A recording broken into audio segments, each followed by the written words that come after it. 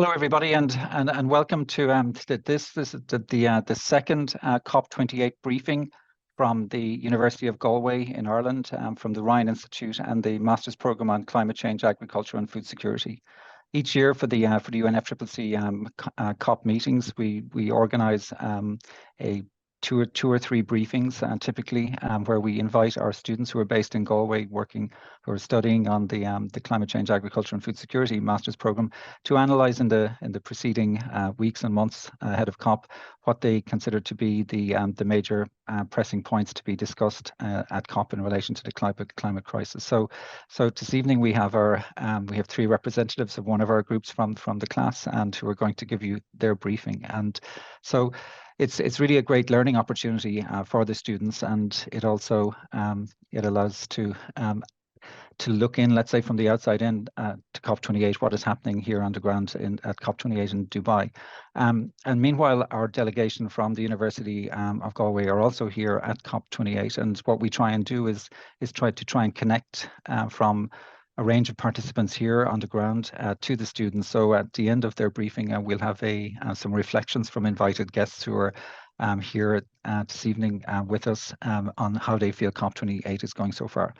But I'll get some of my own kind of reflections on this. Is that one of, if you look in the headline at present in relation to the COP28 news website, essentially the headline is that COP28 has mobilized over $57 billion for climate action over the past 4 days. So that's an impressive tag. There's one of the big I suppose successes in some sense, and we'll be interested to hear what the commentators think about this, was the agreement in relation to the loss and damage fund, which was agreed at the beginning of COP28. It had been negotiated in the preceding COPs, and there's about $725 million pledged to that. So there's a range of kind of pledges being made here that have, $1 billion of nature in relation to action on climate mitigation, adaptation across all sectors. However, while the numbers may sound, very large, billions of dollars, they're kind of set against the level of funding that is considered necessary for climate mitigation and adaptation across all sectors. Some estimates indicated about like $4.3 trillion annually might be needed by 2030 to avoid the worst impacts of the climate change. So even though they're billion-dollar amounts, when you look at them on a global scale, there's a significant requirement for massive scale-up of climate finance to address the climate crisis that faces humanity. The Global Commission on Adaptation has indicated that about $1.8 trillion is needed globally in climate adaptation over the next decade. But the good news around that, well, that's about spending a lot of money, of typically taxpayers' money and private money, is that there could be a lot of significant benefits and by climate investments or good investments for economies, companies and societies. The Global Commission on Adaptation indicate that spending 1.8 trillion could generate 7.1 trillion in net benefits. So finances it features very strongly here. There's like a major financial institutions, both government and private institutions here at COP28. It's a very large meeting with 86,000 people or so, representing all sorts of sectors around the world. There's also a whole range of pledges that are being made. There's ones on renewable energy, agriculture, food and climate and health, relief, recovery and peace, climate finance and so forth. And again, many of these are being endorsed by an increasing number of the world's countries. So in a sense, that would seem like significant kind of progress. That each COP also is not without its controversies and flashpoints.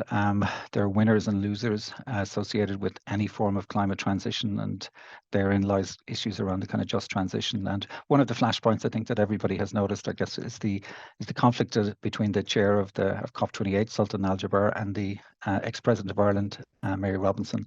So in essence, the Sultan raised questions of whether a sudden phase out of fossil fuels would have a negative impact on near-term sustainable development, when at a time when our societies and economies have remained completely dependent on, or largely dependent on, fossil fuel energy sources. And really, that is the crux of the climate problem, is the sources of energy that drive our economies and societies are largely fossil fuel based, and how quickly we can transition to cleaner renewable energy is really the big challenge for humanity if we are to get to net zero. And so in some ways, even though it was framed as a conflict, therein lies the kind of the challenge facing everybody. Having said that, there's also a lot of concern amongst climate NGOs about the number of fossil fuel company presence at COP28. And again, it depends on which way you want to see that, as a positive or a negative.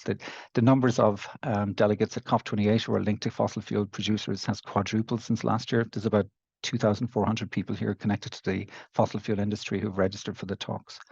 Having said that, there's a second draft out on the global stock take at COP28 that suggests that, or indicates that negotiators are considering calling for an orderly and just phase out of fossil fuels.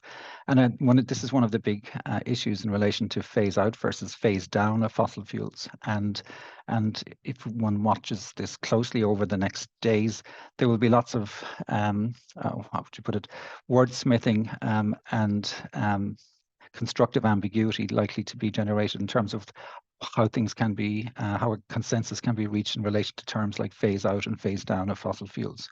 Having said that, about half of the world's countries, about 198 countries in the world, have called for a fossil fuel phase out at COP28. So there is definitely a movement in that direction. There's also controversy around carbon capture, the distinction between abated versus unabated fossil fuels, and it's another one to kind of watch out for. But however, as COP28 continues over the next days, and it's a really big meeting with all sorts of sectors and viewpoints and represented, the reality is that the emissions keep rising. Carbon dioxide emissions from fossil fuels and cement production hit a record high in 2023. And it's inevitable, it's looking inevitable that we will overshoot the 1.5 degree target. And it's even looking challenging to stay within 2 degrees to keep the 2 degree target alive. So that is the context in which these negotiations are happening, and this sense of urgency is something that it needs to be felt, I guess, by everybody. So at that, I'm going to hand over to our students from the CCAFS class, Kunjal, Webster and Angela, who are representing a broader group. So over to you, Kunjal, who'll give us their briefing on how they feel the COP28, the big issues happening at COP28. Thank you. Hello. Thank you, Professor Spillane, for the brief introduction. Hello and welcome, everyone. First of all, thank you. A big thank you to Ryan Institute for giving us this international platform to speak and present our thoughts on COP28 as climate change master students. A provisional report from the UN World Meteorological Organization, WMO, confirmed that 2023 is said to be the warmest year on record above pre-industrial era, with average temperature being 1.4 degrees higher than usual, which does not align with the Paris Agreement made earlier. That's the reason me and my team would go forward with the briefing session titled as Take Action Now, We Owe It to the Future. Next slide, please.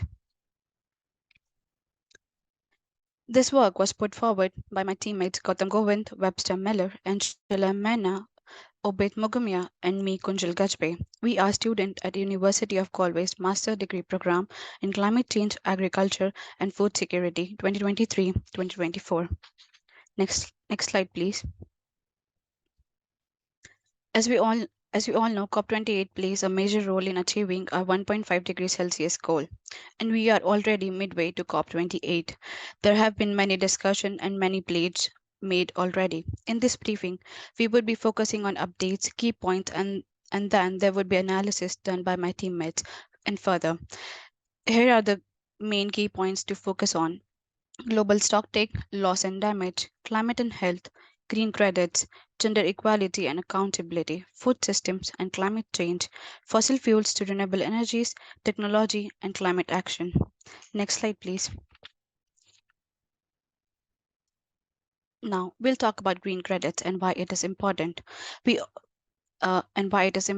idea of green credit was pitched by Prime Minister of India, Narendra Damodar Das Modi. There's a very fine difference between carbon credits and RECs, and people somehow tend to not able to understand the difference between green credits and REC, whereas carbon credits cap CO2 emissions, while REC creates new energy from renewable sources, creating a big market for renewable energy and providing direct investment in green projects. The primary purpose of green credit is to promote sustainable development by encouraging investment in eco-friendly initiatives. As we all know, already 188 countries have signed the pledge to triple the renewable efficiencies. And on the other hand, it is also seen that two major countries from global south, India and China, are not part of this, which is something to focus on. Next slide, please. Now we'll focus on gender equality and accountability. When it comes to gender framework, it was already pitched and during COP28, the concept of nexus of gender and climate change was put forward in COP28 with the help of GAP, which is Gender Action Plan, which agreed to be held for next 5 years. And the enhanced lemma work of COP25 was then assigned for next 5 years and was closed on COP27. The intimative review of GAP was done, but during this COP28, many major focus on gender desegregated data, gender responsive finance was made, just transition by advocating for equitable employment opportunities.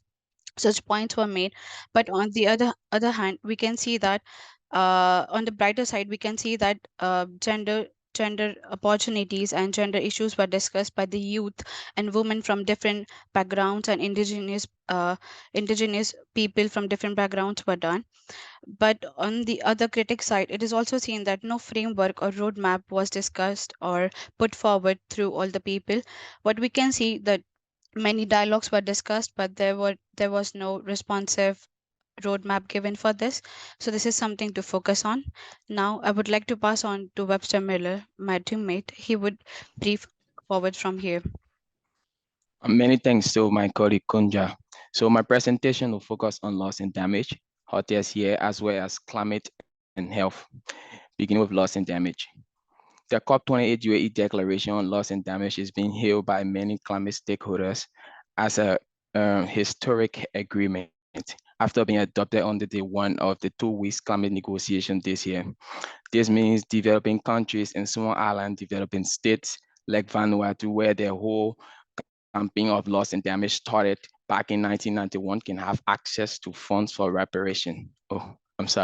Disaster caused by climate change. In fact, that terminology, reparation, along with compensation, were one of the main reasons developed countries, usually called the big emitters or G20, who are responsible for more than 2/3 of the global greenhouse gas emissions, were skeptical of paying into the funds, as it could mean they could be held liable legally for putting their planet out of its bounds. But the term that is reparation has now been stretched out, and compensation remains, which is now translated in UN language as aiding developing countries technically and financially to adapt to climate change. Also, another cardinal reason is the issue of vulnerability. Who is considered most vulnerable? Because countries like the UAE, China, and India are still being categorized as developing countries, and while being a major contributor to global greenhouse gas emissions. At the same time, at the core of the loss and damage fund is the sense that developing countries and small island developing states who have contributed very little to greenhouse gas emissions should benefit. That is why developing nations like China, India, and even this year's host, UAE, are encouraged to pay into the fund. But can we now at this stage call it a success? Let's look into it. The World Bank is the initial host of the fund, and they will host the fund for 4 years. Developing countries and small island developing states have long been opposing to the World Bank being the host of this fund because of the bureaucracy surrounding accessing loan from the World Bank and with developing countries, as well as the influence of the USA over the bank. Also, at previous COP26 and COP27, countries like Belgium, Scotland, Denmark, and Ireland made pledges towards the fund. And at this year's COP28, countries like the USA, Germany, and even the UAE made pledges. While these pledges are expected to rise, many climate activists are saying initial pledges may seem insignificant to meet with the disaster caused by climate change. Mohamed Ado, who is the head of PowerShift Africa, termed it as a drop in the ocean. In fact, according to the OECD, funds needed for loss and damage in developing states is around 400 billion up to 2030 annually. Next slide, please. So at COP26 in Glasgow, Mia Motley, one of the frontliners of climate actions, and the Prime Minister of Solomon Island Developing State, Barbados, termed rising temperature as a death sentence. And she re-emphasized that in a 182nd speech in this year's COP, that rising temperature is indeed a death sentence. And I couldn't agree with her more. According to the World Meteorological Organization, 2023 is on track for being the hottest year ever, and July being the hottest month on the record. We have seen temperature rose to 1.4 degrees Celsius for 10 months straight. To substantiate that, the UN Environmental Program mentioned in year's 2023 emissions gas report that temperature rose to 1.5 degrees Celsius for 86 days straight before the beginning of October. And of course, these reports are testaments to the records-breaking heat waves and flooding across the world. In the USA and in Libya, for example, the world has seen more emissions in the last 2 decades than any time in the last 2 centuries. And as emissions continue to rise, more lives will be lost to climate impact. For example, in 2022 and 2023, 1 million people have been estimated to have died from heat wave alone in Europe, not to mention the indirect impact climate change has on human life, like the spread of tropical diseases like malaria, dengue, etc. Next slide, please. This is the part of the reason why we are calling the UAE Declaration on Health and Climate as a major milestone, because yesterday, December 4, is now called Health Day at COP. The declaration said it is the first time that health minister, along with their environmental counterparts, were present at a conference of parties. Major donors like the Gates and Melinda Foundation and countries like the UAE made pledges in the tune of 777 million, which is $500 million, to fight tropical diseases, as well as to build sustainable and affordable health system on climate change. We want to hail this as a landmark achievement for health after being a side discussion at previous COP until COP27 last year and this year COP28. So without further ado, I would like to pass it over to my colleague Angie, who will take it from here. Thank you very much, Webster, for your presentation. My name is Angela. I'm going to take you in the following slide. Our main focus also during this COP28 is relief, recovery, and peace, and which was the topic of to leave no one behind, according to UNFCCC and the Paris Agreement promise for 2030. The world is watching as leaders recall the promise and acknowledge and recognize the vulnerability of the conflict-torn and facing severe humanitarian countries due to climate change impact. In this COP, we see that 74 countries and 40 international organizations have signed this declaration on climate relief and recovery. There's a deep concern that the global efforts to build climate resilience remain insufficiently tailored and targeted to specific needs and challenges of people, communities, and also countries. We cannot combat climate change effect without peace. And with around the globe, the wars that are happening in, especially the recent one in Israel and Gaza, Ethiopia, Congo, Syria, the Ukraine and Russian war. There's so much that the war caused, and also a major contributor to the emissions due to use of weapons and and destruction that cause climate change. And what law will govern this declaration? Are there laws going to be put behind during this COP? And as we are watching, we say that we cannot combat climate change without effect, without peace, and that is a call to all leaders in the COP and also policymakers to see that what can be done in this declaration. Next slide, please. Another focus is overlooked factor, and we saw that the COP president at the beginning of the COP announced that 134 countries, world leaders, have signed to its landmark of Agriculture, Food, Climate Action Declaration. Food contributes a third to the warming gases, increasing global temperatures. In this COP, the nations will see that food emissions will be included in the NDCC plan to tackle climate change. There's more than 2.5 billion there's more than 2.5 billion US dollars in funding to support food security while combating climate change. This declaration will see that will help strengthen food system, build resilience to climate change, and also reduce global emission, and also contributing to the global fight of hunger. UAE, United Arab Emirates, so that they joined the CGR for their research in food security, which will take the research on combating climate emissions from the food system. Her Excellency Maria, United Arab Emirates Minister of Climate Change and Environment, and also a COP28 food system lead, stated that these countries must put food system and agriculture at the heart of their climate change. And we should ask ourselves what took them so long, because food system contribute emission from the farm gate, the use of fertilizer, use of production processes, and also mechanization. Next slide, please. To look for and to watch out topics is the eco-smart and also green and climate smart cities.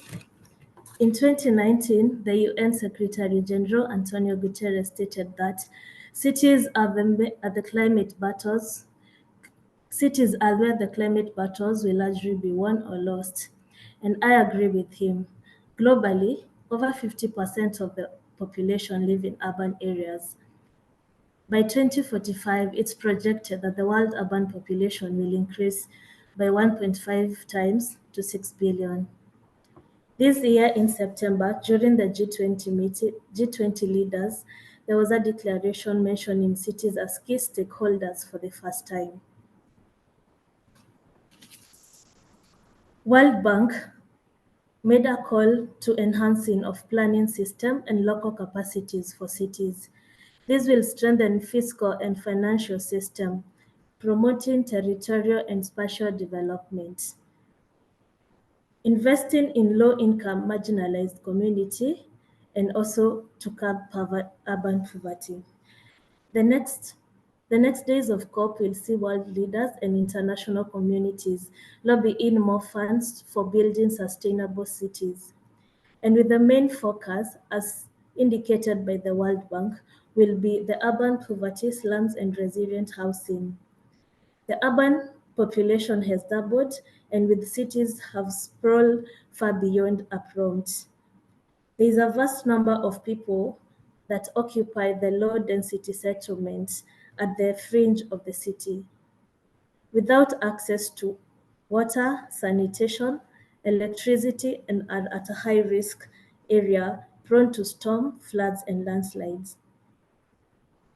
There is also a call to maximize multiple financial resources for cities, and this is called for policymakers and the government to design their own way to multiply their financial to build more sustainable and green cities.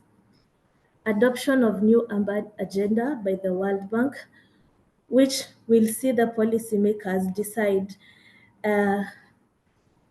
which the World Bank suggests that policymakers and the government should adapt and design their own way to make their cities climate smart. What policymakers decide in these 2 decades will make or break cities for sustainable future for the rest of this century. Next slide, please. Another hot topic to look out for is a just transition, the fossil fuel to renewable energy. Although fossil fuel taps cannot be turned off overnight, but there's a lot of opportunity we see that are not currently being taken into account. For example, report shows that in 2022, government spent over 7 trillion in taxpayers' money while borrowing on fossil fuels, especially in the developing countries. Subsidies will fail to protect real income of the poorest household, which could have been used to improve the healthcare, build infrastructure, including renewable energy, and expand social programs to this. But there's a glimmer of hope in this, whereby around 100 countries have promised to treble world renewable energy use by 2030. In the previous proceeding, we saw the Slovakian government pledging to phase out the use of coal as a source of energy by 2030. Developing countries also promised to scale up the transition to renewable energy. But as climate activists are calling for a just transition, especially for developing countries who mainly are still not fully developed not to rely on fossil fuel. And the main question is, who are supposed to scale down or to phase out? And being a hot topic, we'll see what agreement will be there. And we are watching especially the countries that are global lead producers of fossil fuel to see what agreements they'll make, because the future depends on phasing out fossil fuel and scaling up of renewable energy. Next slide, please.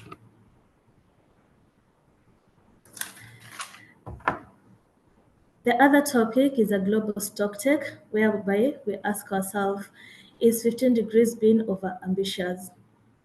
The first global stocktake marked a critical juncture for climate action, and it has 3 key points on adaptation: the adaptation to climate changes, means of implementation of the role that have been rolled out, and also mitigating the impact of climate change, especially to vulnerable community. Global climate action, as we see reported by the UN Secretary General, it's off track.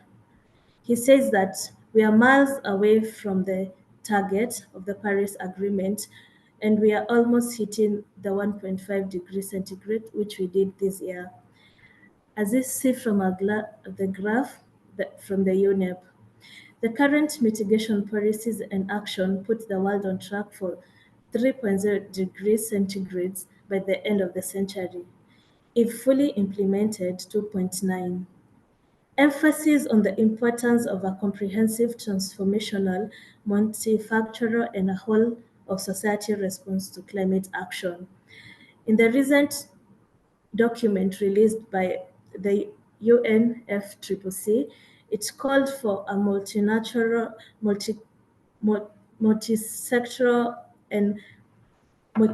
to come up together, including the NGOs, the government, and also the key stakeholders that are always left behind. That is the young people and also the marginalized people, the people with disability.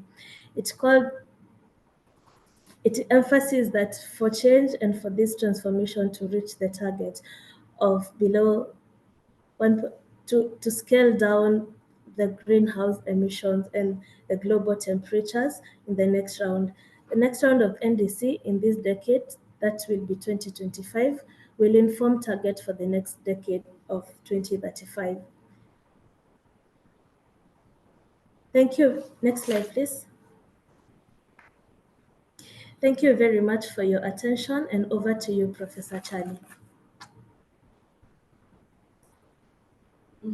Thanks so much to our 3 super presenters and the overall group for putting together the briefing for all of us in relation to where we are at this point in COP28. So it's very useful, I think, to see the kind of from the outside looking in, essentially, what are the major issues that are being discussed here. So as I indicated earlier, at this point of these briefings, what I try to do is I usually go around asking people around the floor at COP28 to if they'd be willing to spend some of their valuable time to be with us to just give us their reflections, in 5 minutes or so, on how they see the COP28 negotiations going, and what are the particular topics that they're focused on, what their organization is doing, and why COP28 is important to them. So at that, we've got some commentators here, which are Clement Albert-Gell from the European Space Agency's Climate Division. We've Ross Fitzpatrick from Christian Aid in Ireland, Jamie Goggins, Professor Jamie Goggins he's my colleague in the University of Galway from the Construct Innovate Centre, and then Siobhan Curran from Trócaire here in Ireland as well. So at that, I'm going to hand over to Clement, and if Clement would like to introduce himself and the European Space Agency, and then tell us what your thoughts are on COP28 so far, Clement. Thank you so much for joining us. Thank you very much, Charles. So yes, my name is Clément Albergel. I'm a climate scientist working at the European Space Agency Climate Office. We are based in the UK, and our main role is to implement ESA's climate program, the Climate Change Initiative. We are an observer at UNFCCC, and our goal is to bring the evidence behind the changing climate. As you know, climate change is the greatest environmental challenge facing us in the 21st century, and the consequences of a warming climate are far-reaching. And with worsening impact predicted for generations to come, climate change is high on political, strategic, and economic agendas worldwide.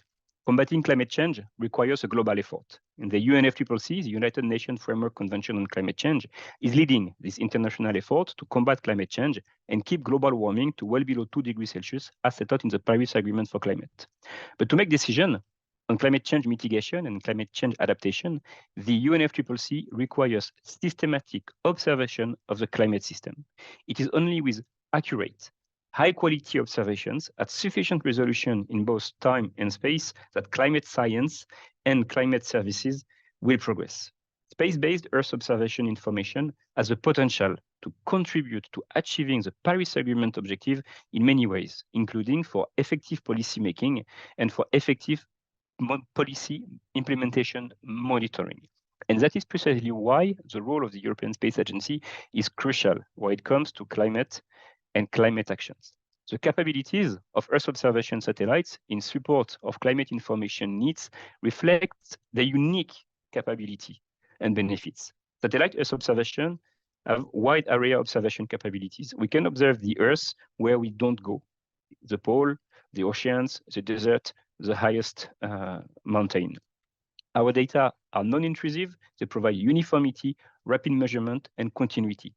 As a doctor with a patient, they permit to scan, to take the pulse of our planet, and are very complementary to other types of information, such as in situ measurement from aircraft, buoys, drones, to build a much-needed global integrated observing system.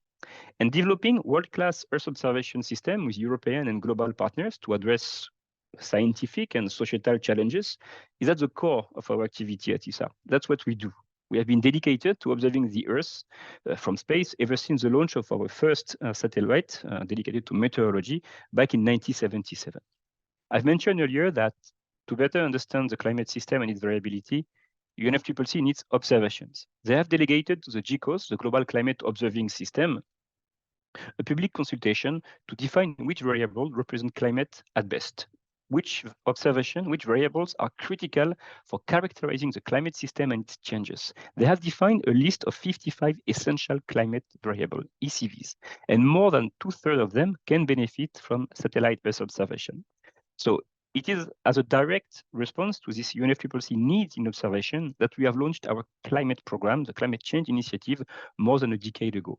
The Climate Change Initiative, or CCI, is a coordinated research and development program amongst ESA member states that generates robust, long-term, global satellite-derived dataset for key indicators of climate change.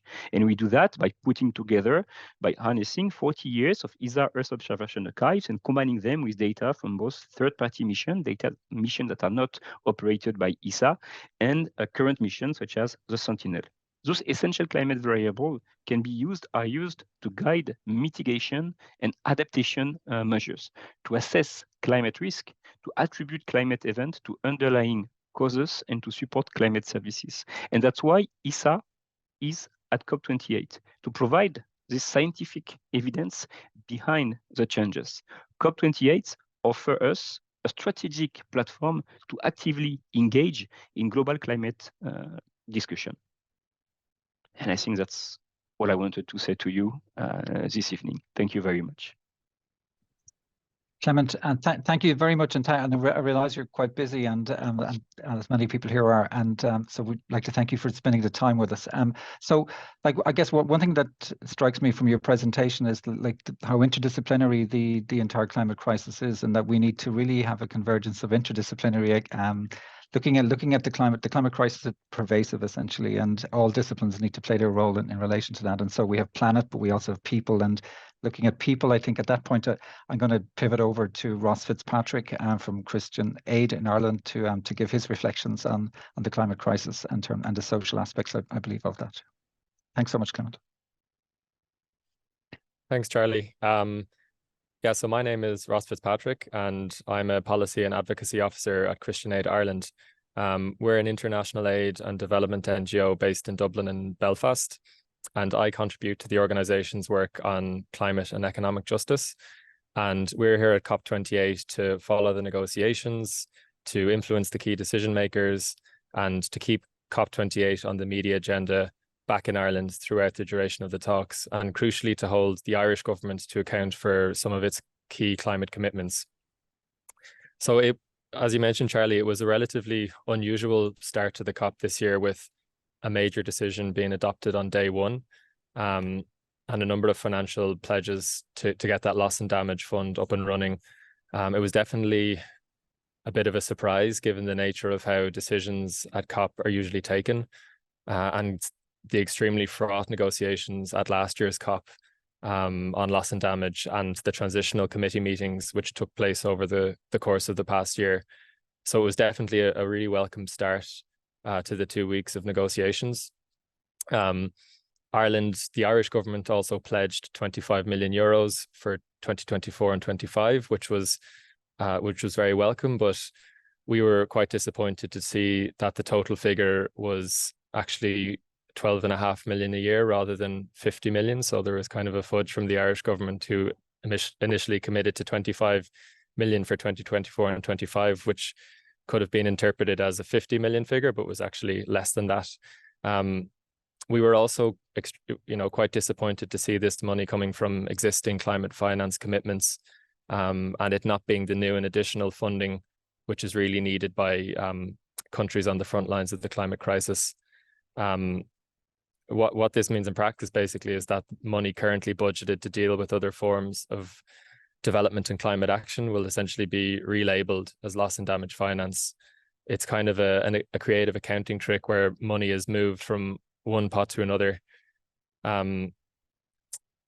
So yeah, I mean, despite the positive start to the COP with the adoption of the loss and damage fund and the pledges made, including by Ireland, I think the first week has been overshadowed in many ways by the record presence of fossil fuel lobbyists, the sense that the presidency, which is supposed to be an impartial host of the talks, has kind of been compromised by fossil fuel interests, and also the slow pace of negotiations on other key issues, such as the global stocktake, fossil fuel phase out, and climate finance.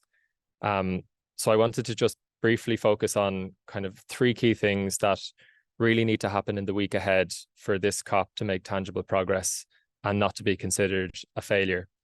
So first of all, despite the agreement on the loss and damage fund and the pledges which have been made so far, and you mentioned it was up to $700 million, I think it's really important that loss and damage doesn't disappear off the agenda entirely.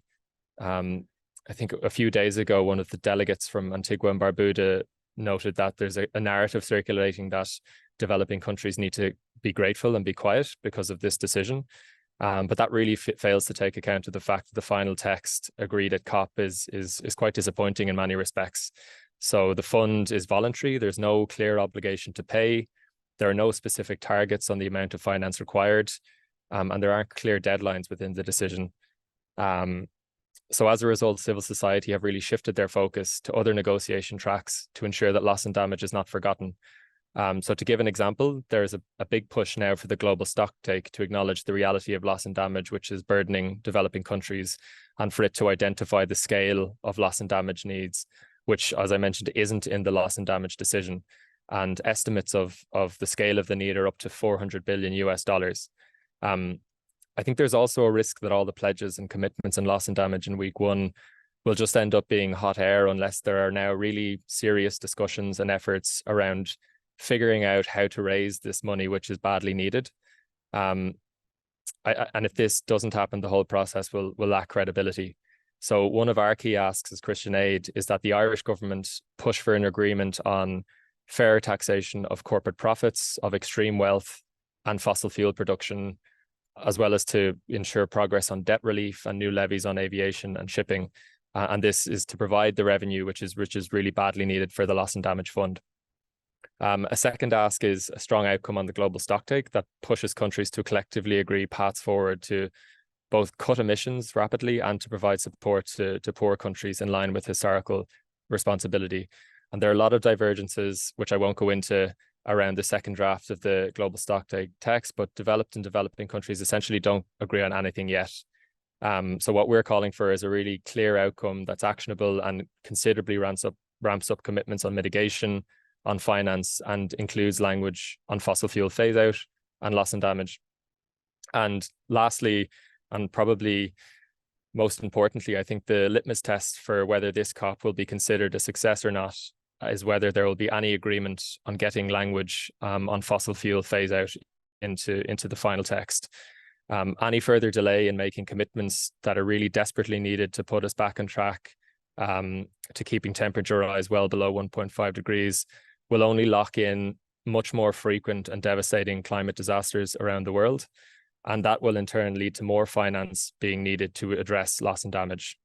The news today around the record number of fossil fuel lobbyists present at COP is really worrying, but this is definitely part of an ongoing trend of fossil fuel capture of this entire process. And that has to end if we're to have any chance of making progress on the Paris Agreement goals. There's plenty more to say, but I know Siobhan will cover a lot of that as well. So I'm going to stop there. Thanks. Thanks so much, Ross. And it's really important that you and Siobhan and others bring the kind of the social, the human dimension to the kind of to the climate crisis. And so, you know, those that are most vulnerable to climate change are those that have least contributed to the problem. And therein lies one of the kind of the big challenges, I think, as things move forward in relation to what are the transition pathways to net zero and the options in relation to what energy options we have to increase energy access for all on the planet, particularly those who don't have access to energy, but also to reduce the energy consumption of those that have the highest energy footprints. So there's a challenge there. But then I guess in the energy mix as well, there is the challenge of, you know, what are the transition pathways for phasing out, phasing down, or whatever terminology you want to use, and then how quickly one can get to net zero, which would ideally be based completely on renewable sources. And so, you know, I passed a stand today, and we're called Nuclear for Climate. So I've asked Hannah Fenwick from the Nuclear for Climate group to you know, make the case to us in terms of like, well, where is nuclear in that mix? And I realized that lots of people have, you know, some people may have reservations about nuclear, and it would be good to at least to hear the voice of the Nuclear for Climate you know, in our briefing. So over to you, Hannah. Thank you for that, Charles. Hi, everybody. My name is Hannah Fenwick with Nuclear for Climate. I'm the co-lead for COP27 and COP28, and I've been involved with Nuclear for Climate since COP26 when it was hosted in, you can probably tell from my accent, in Glasgow, in my hometown, and that was in 2021. So Nuclear for Climate is a coalition of over 100 organisations and associations from many countries. We've almost got global membership. This year, we have over 60 delegates that are between the ages of 17. We've got a high school student from Australia up to the age of 36, with an average age of about 27.5. So we're very youth focused. And we are advocating for more nuclear power so that we can support the decarbonisation for net zero by 2050. So we support nuclear alongside renewables. We're pro-renewables as well. And we see it as an absolute key to making sure we reduce emissions and mitigate as much as possible the climate crisis we're facing now. We have people from nuclear countries such as the UK and from Canada and the States and France. But we also have people from countries that don't have any nuclear who are themselves studying nuclear engineering, nuclear science, because this is something they're incredibly passionate about and would like to see in their countries. There are many different options outside of large gigawatt scale reactors for decarbonising steady base load in countries with like a really good energy infrastructure called small modular reactors that are coming up that might help countries with less energy infrastructure that can't cope with that amount of energy into the grid.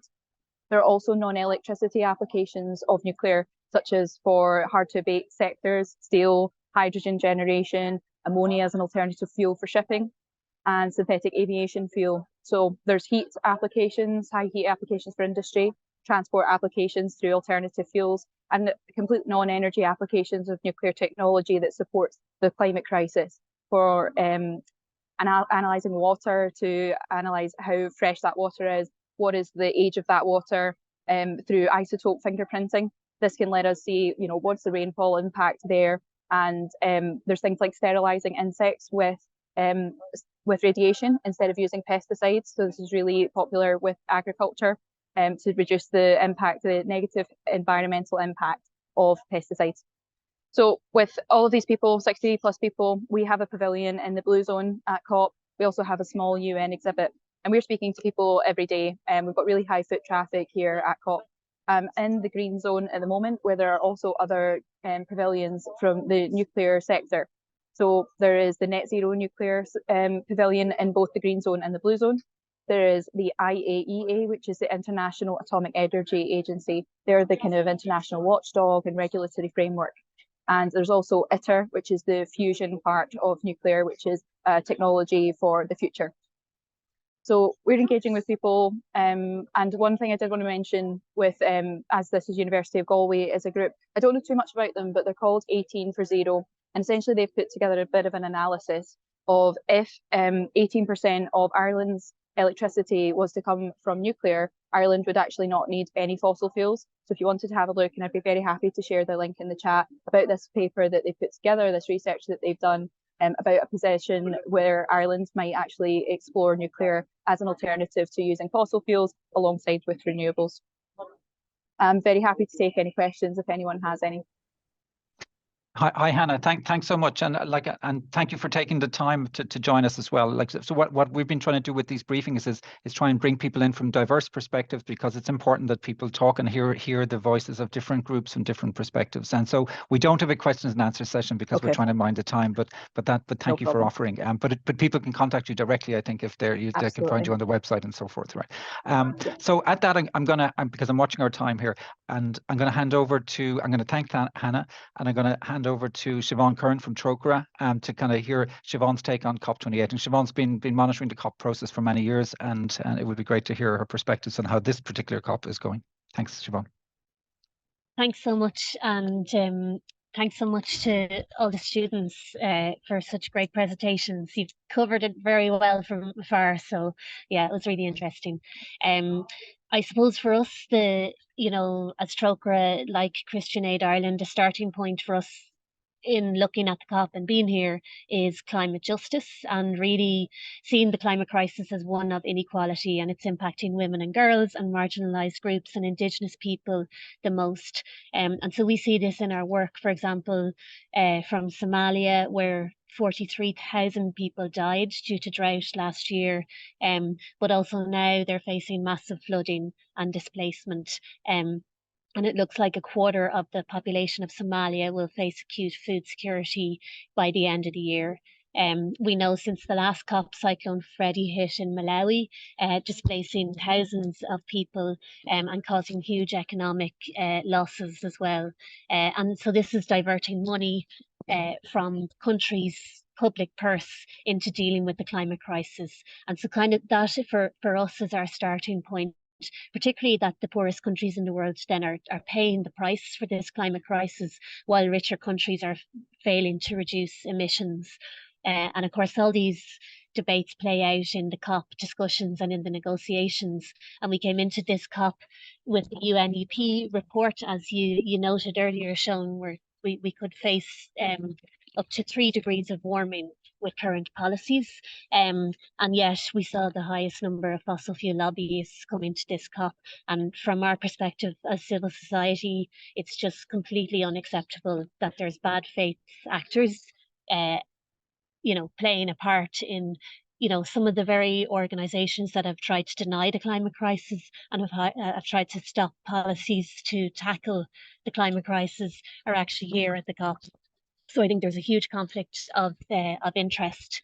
The other maybe contextual piece is that climate finance has been under-delivered for so many years, and we saw coming into this COP of the 100 billion promise, only 90 billion was delivered in the latest figures. So this, of course, shows we have this cumulative shortfall on climate finance, but it's also a massive breach of trust. And just year after year, that does affect the negotiations and the dynamics between developed countries and developing countries. And this year, we actually saw that adaptation finance was down 14%. You know, so when we should be seeing the doubling of adaptation finance, we're seeing it dropping. And we know that the UN Standing Committee, they've estimated, so their report from 2021 estimated a need for $5.8 trillion between that time and 2030 for all climate finance. So what's being provided and the political decisions on figures versus what's needed are two completely different stories. And that leads us into the loss and damage discussions, which we have followed, and Ross has given a really good overview that I'd fully agree with on loss and damage. I suppose maybe to add in a few other points, I think it's important to note that civil society fought for this, and the reason there is progress on this year is because, I mean, there was a massive campaign to focus on the need for loss and damage finance. There was, of course, an enormous effort by developing countries as well to make this happen. But when we were coming into this COP, we were dealing with a very compromised text that was to be presented by the Transitional Committee, and this is the text that was agreed on the first day of COP. And I suppose that's why in the next week ahead, the importance of getting really strong language into the global stocktake, into the COP decision is so key. And there's a number of things, again, that I would emphasize the need to kind of really emphasize common but differentiated responsibilities and equity, and really emphasizing the point that history does matter and historical responsibility has to be embedded into the COP decisions. We can see throughout the different spaces this being unpicked. We saw it in the loss and damage discussions, and CBD-RC has been a principle since the 90s, since 1992. So, I think any effort to undercut this is deeply, deeply disturbing. And we really want to see this now into the decision text in relation to loss and damage specifically, because we feel there are certain rich countries trying to evade their responsibility to pay first and fast into the fund. And that's what needs to happen. And of course, we saw it in real terms when the pledges were made. I mean, we have a figure of $700 million for pledges. I've heard words being bandied around about this paltry, peanuts, robbing Peter to pay Paul, pathetic, and not to be dismissive, because I suppose there's two elements to this. One, the fund is so crucial. It's so important. It's been fought for hard. So the fact that pledges are made to it are really, really important. It's a starting point, and we'll hold on to any wins, and the battle has to be fought. But the fund will only be effective if it's filled at scale. And that's the bottom line of it. We looked at Ireland's pledge. Really, it's not enough, and the fact that it's been taken from other climate finance is really problematic, and that has happened across the board.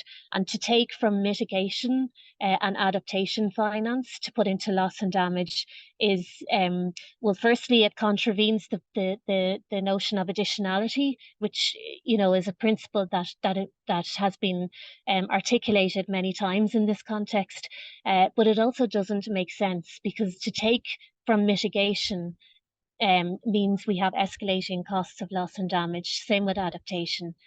So it's not logical. And of course, we've seen already this week that the adaptation fund has only been mobilized to 160 million, which is just half of the goal that's needed and the target for this COP. So not to be too, I hope that doesn't sound very negative, because we do really feel that the loss and damage agreement on the first day is hugely significant, but it does need the money to actually be effective. And maybe I don't want to take up too much time to, I suppose, the key things in the global stock take really will be trying to emphasize those points. So getting up to the scale that's needed, acknowledging that billions are needed. And I think overall we need to understand with climate finance in terms of loss and damage, we need to move from millions to billions. And then for overall climate finance, we're talking about moving into the trillions.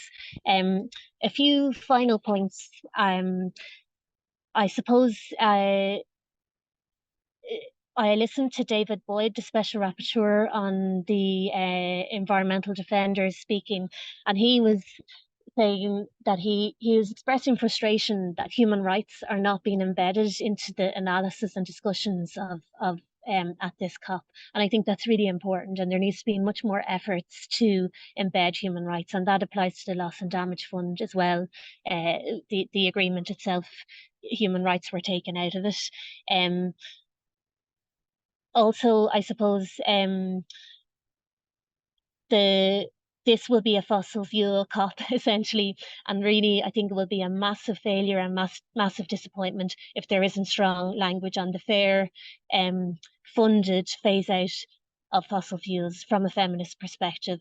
And it's a package. As you increase climate finance, we also need to phase out fossil fuels. And the final point is the perspectives and voices of affected communities, particularly women, Indigenous people, youth and marginalised groups are crucial.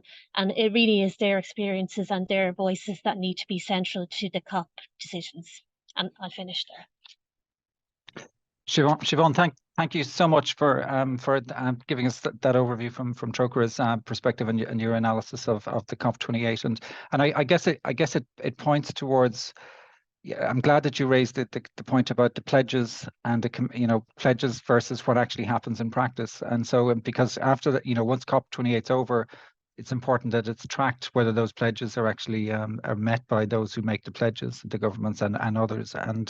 And then I guess there's the question of the quality of how that money is spent and to who it reaches and what is labeled as climate finance and what's labeled as green finance and so forth. And the devil is in the detail in relation to those. And so, for all of us, I think, who are observing COP and engaging in it, it's essential if they are to be labeled as climate finance, they would have an impact on the climate crisis, and the measuring that impact of that climate finance will really be the measure of its effectiveness, and it's really at the core of this as well. So, but it's really important that there has to be a just and fair transition, and that that those who are set to lose in relation to transitions, are supported in any transitions that happen. So at that, I think we'll stop because we've probably gone on for a while.